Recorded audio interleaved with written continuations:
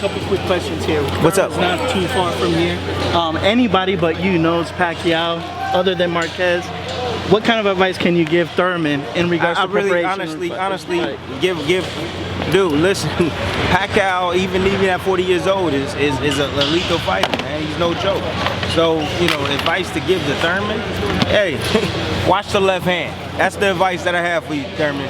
Don't get hit by the left hand of Manny Pacquiao. You know, that's just it. You think Pacquiao, 40 years old, can still take It's a 50-50 fight, but I'm leaning more towards Thurman. You know, I just think Thurman has, you know, good speed, good ring IQ, good feet. You know, he has the punching power that, you know, can keep Manny Pacquiao at bay, and he's a pretty good counterpuncher. So I'm banging on the youth of Thurman. Youth and size. Yeah, youth and size, of course. I mean, you saw when Pacquiao fought against the bully, you know, from Australia. You saw what happened. He got dominating inside. I think Keith Thurman, you know, if he can deal with the punching power of Manny Pacquiao, and kind of, you know, press forward and kind of dominate the inside, and outside kind of control it outside with his combinations and his sneaky counter punches, I think he can win the fight easily. He should be able to win the fight. Now, what about Errol Spence and Shawn Porter? That's a great fight, man. You know, that's one thing that you can never count out Shawn Porter, man. You know, he's aggressive. He tries to take the space away from you. I think that Errol Spence is going to try to do kind of similar thing he's done to Mikey Garcia, and keep him outside and control range all night and let him run into shots. So I would have to favor, I don't know, honestly, man. I like Shawn Porter, to be honest with you.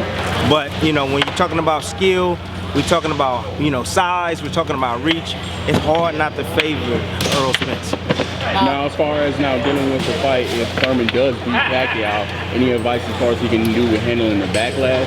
Because we've seen in the previous years, if you do beat Pacquiao, there's a lot of backlash and people aren't willing to accept necessarily. Hey, it doesn't matter whether he win the fight or lose the fight. He don't get backlash, period. Because if he wins the fight, then, you know, he beat a 40-year-old Pacquiao, not a prime Pacquiao. If he loses the fight, then it's like, oh, you can't even beat a 40-year-old Manny Pacquiao. So he's doomed either way.